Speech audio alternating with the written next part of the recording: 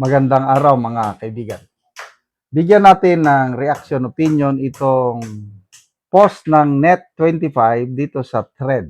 Sabi dito, just in, inirekomenda ng CIDG na sampahan ng kasong paglabag ng Republic Act 11917 si suspended acting office of the Sergeant at Arms Mau Aplaska kasama ang 2 tauhan matapos ang naging shooting incident sa loob ng Senado nitong Mayo 13. Kamakailan nabalot ng tensyon ang Senado matapos ang putukan sa loob ng Senate building na naglagay sa panganib sa mga media, tauhan at senador. Okay. So yung panganib muna, dito tayo kasi nag-privilege speech si Senator Hontiveros sa Senado kapon at sinabi niya na parang wala namang nangyari nung gabi na yun. Kasi wala sila eh. Lahat sila na kakampi ni Soto nakaalis na. Ang naiwan lang doon sa loob ng Senate building ay ang member ng Brave 13 majority. May mga nagsasabi pa na drama-drama lang daw yon ng Senate majority para makatakas si Bato. Drama nila yung putukan. Kaya medyo tensyonado ang Senado kapon sa plenaryo kasi pagkatapos magsalita itong si Hontiveros, emosyonal na nagpahayag si Senator Pia Cayetano, umiiyak talaga. Galit, iyak, halo ang emosyon. Sabi niya, kayo dahil wala kayong, hindi nyo nasaksiyan ng putukan, sabi niyo walang nangyari. But kami, ako, grabe ang trauma na naramdaman ko, to a point na akala ko mamamatay na ako, something like that, at nagpapaalam na ako sa aking mga anak. Kasi siguro, first time nilang makarinig ng ganong tindi ng putukan. Umabot daw ng more or less 30 minutes. Matagal-tagal na putukan yun. Pag ordinaryo kang civilian at hindi ka nakaranas ng ganong putok, talagang magigimbal ka. Matatakot ka. Naranasan ko na yan dahil ang wife ko sa aking nung nasa serbisyo pa ako is Okay, yung sinasabi ko na very traumatic talaga yung ordinaryo kang civilian na makarinig ng actual na putukan dahil ang wife ko nakaranas na ng ganyan. Kaya ako, awang-awa ako dito kay Senator Pia Cayetano, makarelate ako sa kanya and everybody siguro yung nandun sa loob ng Senate building nung gabing iyon. Ito, ginagawang issue ngayon, sinuspende na itong General Aplaska at ito, sasampahan pa siya ng kaso. So ano yung RA? Sandali nilista ko dito. Ang RA 119, yung 11917. Ito po yung Private Security Services Industry Act of 2022. Hindi ko kabisado itong batas na ito. Hindi ko rin alam kung anong specific provisions ang nilabag ni General Aplaska. Isa lang masasabi ko. Basta nasa panig ka ng katotohanan, ay talagang humanda ka. Sasampahan ka talaga ng kaso. Example, itong mga Brave 13 Marines. Brave 13.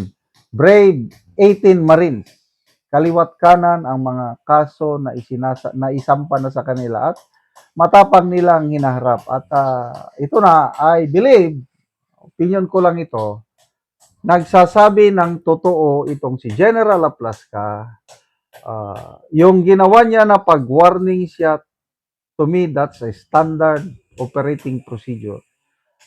Mabuti at nagsalita itong si dating PNP Chief General Torre. Sabi niya na wala namang nasaktan, wala namang nasawi. At as ground commander, nakita niya that's the best thing to do. Kaya ginawa niya yon. Kaya to me, okay lang yun, sabi ni General Torre.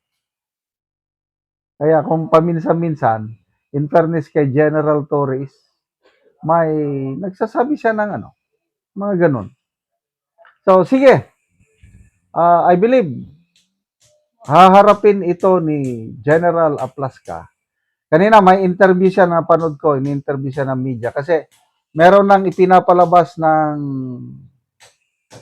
the other side of the camp, mga splice video tungkol sa shooting incident to support their narrative. Para ipalabas nila na ang may kasalanan ang Senado, ang may kasalanan ang Senate Sergeant at Arms. Sabi ni General Plasca, we are preparing the whole video. Ipapakita namin sa inyo kasi yung inilalabas na video ngayon is splice. Ganyan talaga yan. Kung may naratibo ka na gustong palabasin, i-splice mo. Kailan kung nasa sa iyo ang katotohanan, huwag kang mabahala kasi the truth shall set us free. Kaya, General Aplasca, laban lang. Believe ako sa ginawa niya, hindi siya natakot. Kalmado lang. Tingnan niyo kung magsalita, naka-smile lang siya. Kung ano yung nangyayari, yan ang sinasabi. Hindi katulad nitong kabila. Grabing kasinungalingan nila sa kabila. Ang dami, mula day 1 hanggang sa ngayon, kung ano-anong sinasabi na, ano ba yun? Ang mga NBI nandun daw sa GSIS para proteksyonan ang mga painting ng GSIS. Well, sige, bahala na tayo, tayong bayan, kung kanino tayo maniniwala. Battle of narratives ngayon ang nangyari. It's a battle of truth versus kasinungalingan. But then, ang kadiliman o kasinungalingan never na mananalo laban sa katotohanan o kaya liwanag. Salamat mga kaibigan sa inyong pagsubaybay sa channel nito. Nakakatulong kayo ng malaki sa tribong Talanding ng Bukidnon dahil ang sweldo natin sa channel na ito is pantulong po sa tribo. Namimigay tayo ng libreng yero at pako para makapagpatayo sila ng mas maayos na tirahan. Panoorin niyo ang video nito. Karon mo na ni kadako sa buslot sa atop sa natabangan na mo og yero. So kuha na gid kayo mga dagko na gid og buslot. So malumpag na gid siya tungod kay sige naman og kaul. So mao na ni ang ilang pagpuyo, ilang kain.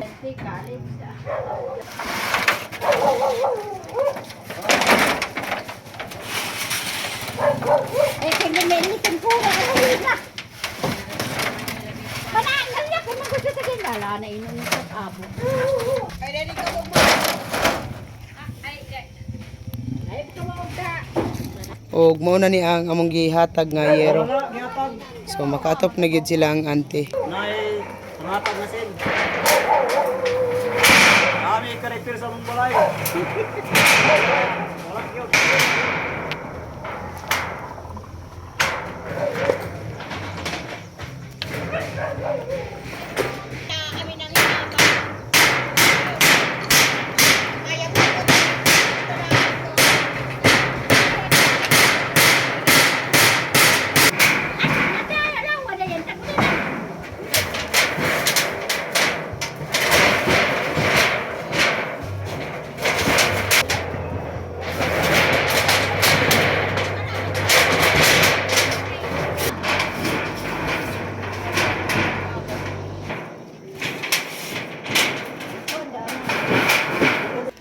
Og karon human na gid sa pag-atop ang among ginahatag nga yero.